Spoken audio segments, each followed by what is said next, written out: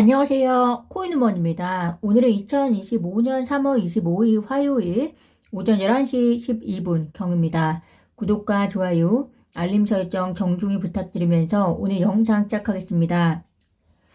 어제 오후부터 모처럼 미국 증시도 반등하고 비트코인도 1억 3천만 원을 돌파했다가 오늘 오전에 소폭 하락하면서 약 1억 2,800만 원 정도에서 거래가 되고 있습니다. 반등의 이유는 역시나 트럼프의 입 때문인데요. 트럼프 행정부가 관세에 유연한 입장을 취할 수 있다는 점을 발표를 했습니다. 현재 각국이 미국과 4월 2일 상호 관세를 앞두고 있는데 협력적인 스탠스를 보여주고 있는 나라들이 꽤 있고 이들에 대해서는 관세를 보류 혹은 유연하게 가져가겠다고 한 것으로 정리가 되고 있습니다. 특히 또 예정했었던 자동차 관세 역시 보류할 수 있다라는 소식이 전해지고 있는데요. 그래서 테슬라의 주가도 큰 폭으로 상승했는데 증시나 암호화폐 시장이나 트럼프의 입에서 반등이 나온 만큼 4월 2일까지는 긴장을 늦출 수가 없을 것으로 보입니다. 물론 4월 2일을 기준으로 모든 불확실성이 해결이 되는 것이 아니라 4월 2일 상호 관세 시행 이후에도 각국이 미국과의 협상이 계속해서 진행이 될 것이기 때문에 4월 한 달은 불확실성이 어떻게 거칠지에 대해서 잘 모니터링 하시는 것이 중요할 것 같습니다. 트럼프가 연준의 금리 인하를 희망한다라는 메시지를 연준 측에 보냈는데요. 현재 투자자들의 심리가 위축이 된 것과 달리 실물 경제는 안전하다는 평가를 미국 시장과 그리고 연준을 해석하고 있는 것으로 보입니다. 그렇기 때문에 관세 때문에 인플레이션이 어떻게 될지 모르고 거기다가 경기 침체 우려가 없어 보이는데 트럼프가 원한다고 해서 연준이 금리 인하를 다음 FOMC인 5월에서 진행하기는 어려울 것으로 보입니다. 트럼프 입장에서는 트럼프 행정부의 관세를 포함한 여러 정책들이 당장에 미국의 투자 시장에 악영향을 주고 또 그 악영향이 오랜 기간 이어지면 결국에는 트럼프 행정부에 대한 신뢰를 또 약화시킬 것이기 때문에 금리 인하 이야기를 하고 있는 것으로 보입니다. 기억하시겠지만 트럼프가 대선 때 바이든을 공격했던 것이 바로 바이든 행정부 시절에 인플레이션이 지나치게 상승했고 그로 인해서 긴축적인 통화 정책이 이루어졌다. 그래서 연준이 금리를 상승시키고 결국에는 투자 시장을 위축하게 만들었다. 이러한 방향으로서 계속해서 바이든 행정부를 이제 비판하면서 트럼프 행정부가 대선을 진행했었는데요. 그렇기 때문에 트럼프 입장에서는 아무래도 이러한 인플레이션이 신경이 안 쓰일 리 없을 것이고 또 통화정책 역시 신경이 안 쓰일 리가 없을 겁니다. 바로 본인들의 지지자에 대한 신뢰와 직접적인 관계가 있기 때문인데요. 그래서 연준에게도 이런 메시지를 보내는 겁니다. 금리 인하를 희망한다 이런 메시지를 보내고 있는데 현재로서는 관세로 인한 불확실성 해소가 되고 또 관세가 미국에 어떤 실질적인 이점을 주고 있는지 표면적으로 보여줄 수 있는 것이 금리 인하보다 지지자들에게 더 신뢰를 줄 수 있는 가능성이 더 크다고 보여집니다. 그런 면에서 암호화폐 투자자분들도 미국의 경제에 대해서 더 관심을 가지시면서 4월을 잘 보내셔야 할 것으로 보입니다. 리플 CEO 브래디 갈링하우스가 폭스 비즈니스와의 인터뷰에서 트럼프 대통령이 암호화폐에 대해서 우호적인 입장을 보이고 있고 따라서 올해 암호화폐 채택이 폭발적으로 늘어날 것이다 라고 전망을 했습니다.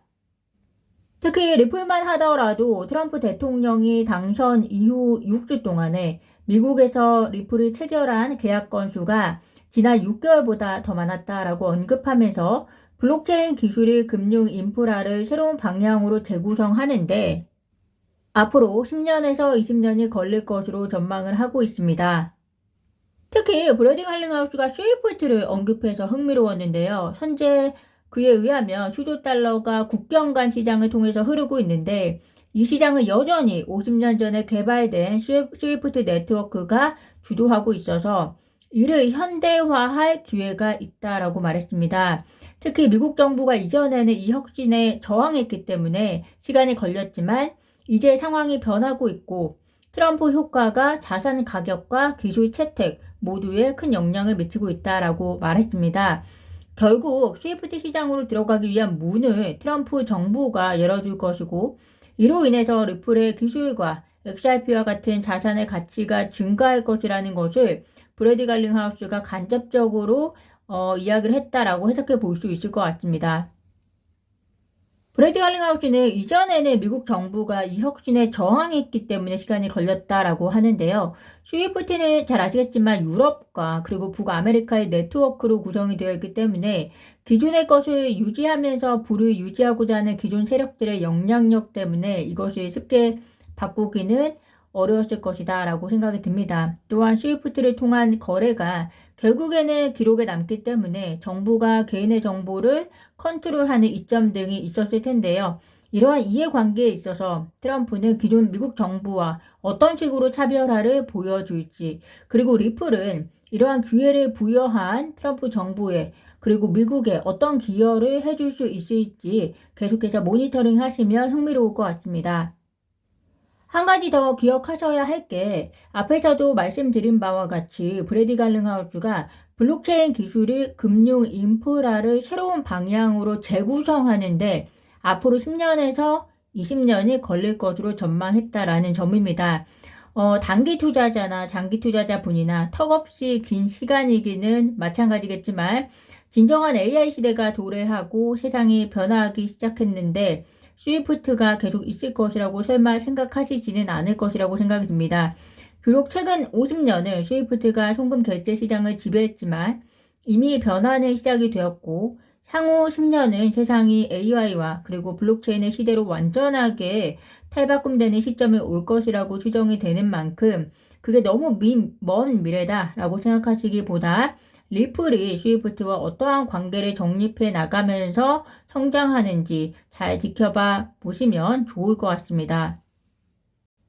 서클의 아시아 진출이 활발해지고 있습니다. 리플의 강력한 파트너 SBI 홀딩스와도 협력을 통해서 현지 거래소에서 USDC를 출시할 계획이다라고 밝혔습니다. SBI 홀딩스와 리플의 관계를 생각하면 이것이 마치 리플의 시장을 빼앗아가는 것처럼 걱정하시는 분들도 계시지만 잘 생각해 보면 동종 업종의 장사가 동종 업종의 가게들이 어느 한 지점에 몰려 있는 경우가 많습니다. 그리고 그러한 경우에는 그 시장을 굉장히 활성화시키는데요. 그와 마찬가지로 고객에게 다양한 옵션을 제공해야 고객의 만족도가 높아지고 또 그 시장이 활발해지면서 비즈니스가 성공하는 맥락이라고 생각해 보시면 좋을 것 같습니다. 그래서 결과적으로 리플과 서클 둘 다에게 아시아에서 새로운 스테이블코인 시장의 활로를 마련해 줄 것이다 라고 추정이 됩니다. 오늘 제가 준비한 소식은 여기까지입니다. 오늘도 영상 시청 진심으로 감사드리고요. 구독과 좋아요, 알림 설정은 코인 우먼에게 큰 힘이 됩니다. 감사합니다.